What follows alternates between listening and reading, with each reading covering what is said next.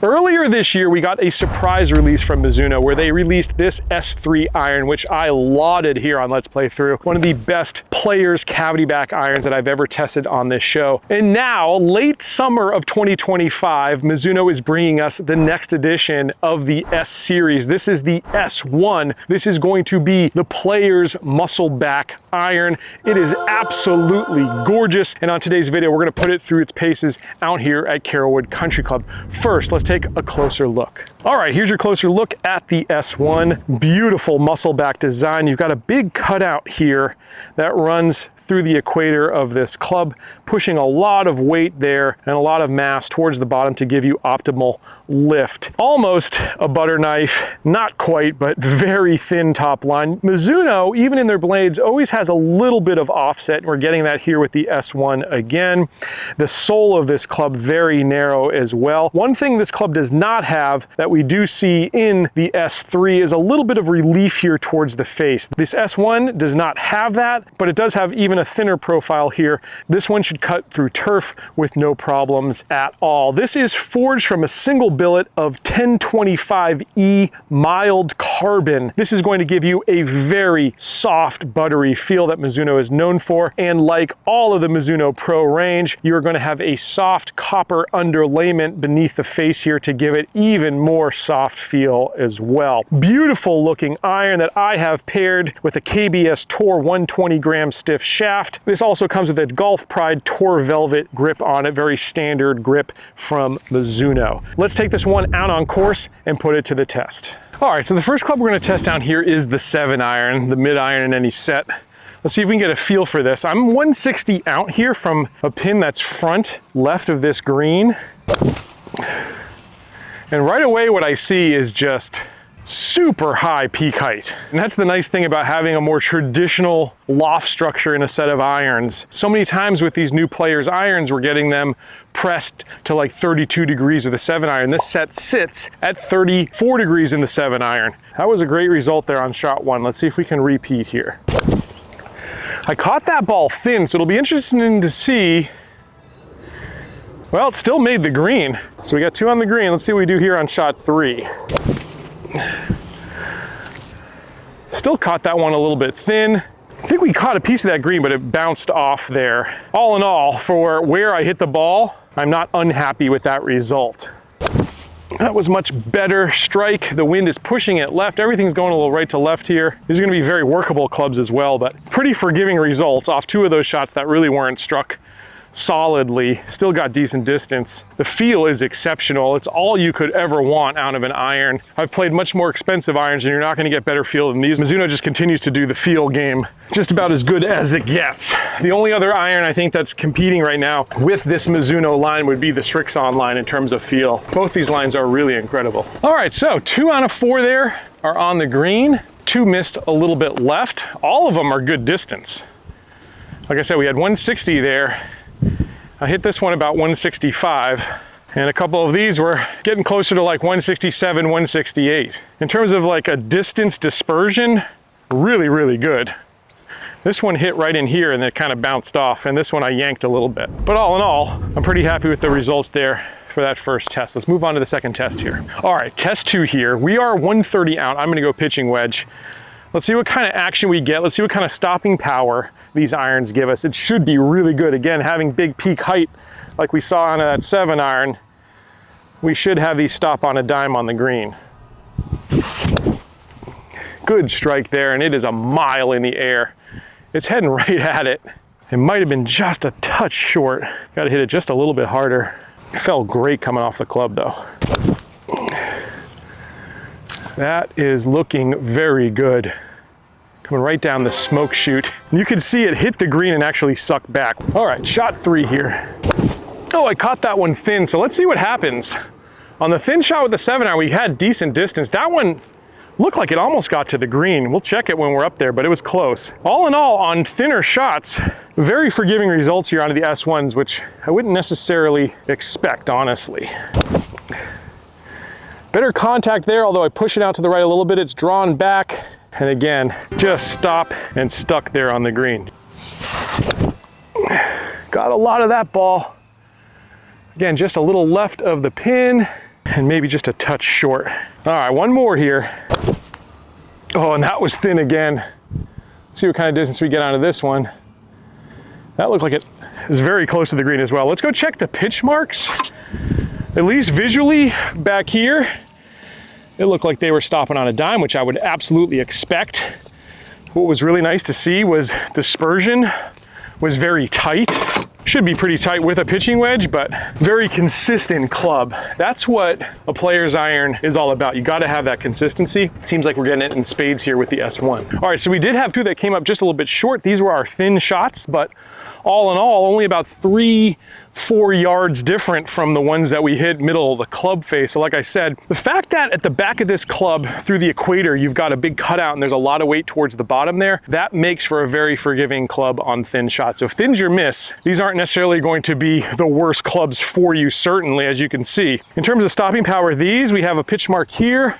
This one sucked back a little bit. You could probably see that on the camera as well. This ball landed here, kind of came sideways on us. This ball landed right here and just jumped up a touch.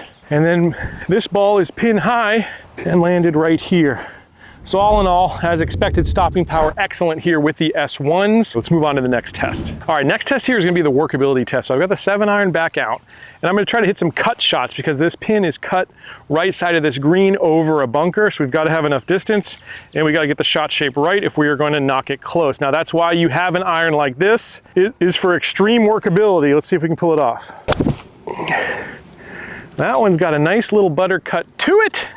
It started kind of left side of the green and it finished like right center of the green. So it wasn't super extreme there, but I think that was also partly my swing. In terms of spin, just so you know, 7149 RPM. These clubs are gonna have all the stopping power you could possibly want. Shot 2.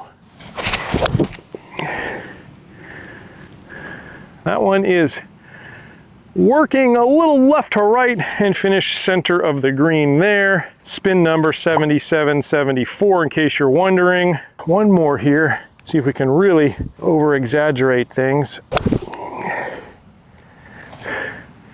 And again, started kind of left side of that green, working back to the center of that green. And all in all, I would say pretty workable there off the fade test. Now, what I want to do here is hit a different type of shot. I'm going to try to keep this under the wind. It's very windy out here today. We're going to hit a lower flighted shot with the 7-iron. Let's see how it performs. Let's see if we can still hold the green even on a lower trajectory.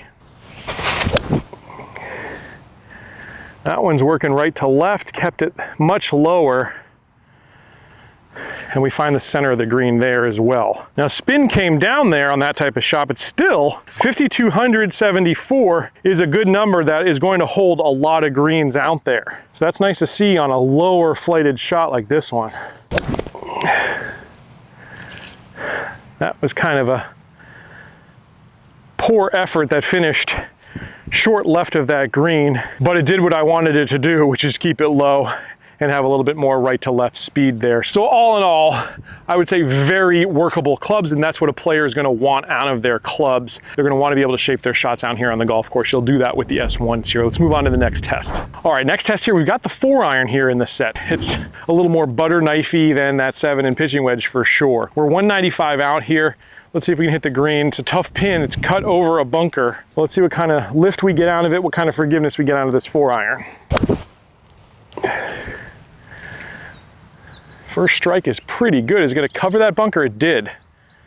That one hit the green. A little lower trajectory there, so I think that was probably more to do with the swing path than anything, but it felt good coming off that club face. I caught that one a little thin, but it's still covered. It was actually right at that pin. We'll see where that one finished. But again, thin shots continue to overperform here with the S1s. I really did not deserve that.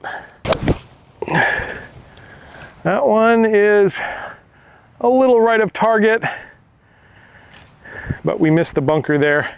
and it was okay. That one I hit actually a little bit of heel side. So when it comes to these lower irons, you're really gonna have to be a very good ball striker with them. I do think it will forgive the lower shots, but toe shots and heel shots, it's gonna be a little bit of a different story for sure. This is going to be for the elite ball strikers out there, these clubs. But I could see you also blending this set a little bit. So maybe you have the S3s and the 4 through 6 iron, and then once you get to the 7 iron on down, you move to the S1s. That is a potential here. But if you're gonna play these S1s in the stronger lofted clubs, you're gonna have to hit very good contact. All right, here we go. From 195 out, 4 iron, 2 out of 3 of these are very strong contenders for birdie. I will take that every day of the week. And like I said, one of these was hit really well. The other one was definitely not center contact there. It was a little thinner on the face.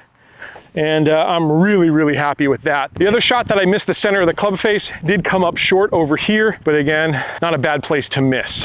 Let's go ahead and rank these irons now. Now the first category is going to be distance. And for these, I'm gonna give it a 4 out of 5. Now, that is a 4 out of 5 when it comes to players' irons. This is not including all of the irons out there. Super Game Improvement irons are gonna be much longer clubs, but for the loft structure they sit at, I'm giving them a 4 out of 5. I'm also giving them a 4 out of 5 for forgiveness, especially on those low hits. This is where it really, really shines. The toe hits, the heel hits are gonna be a little bit of a different story. You're definitely gonna lose yards there, but I squeaked out plenty of distance all day here with low shots, which is my normal miss. When it comes to workability, I'm gonna give this a 4.5 out of 5. I do think there are more workable clubs on the market, but I think you're going to get plenty, all you need here out of the S1s. Now, when it comes to aesthetics, we're talking looks, feel, and sound. First off, in terms of looks, they are pure. These are beautiful, beautiful irons. Mizuno always does looks right. If you're a fan of Mizuno blades, you're gonna love that thin top line. You're gonna love that thinner sole as well. It just looks the business. It's the classic Mizuno look down at address. Other than now, we're really getting to more of a brushed finish here rather than a polished finish. But beyond that, just classic Mizuno. When it comes to feel,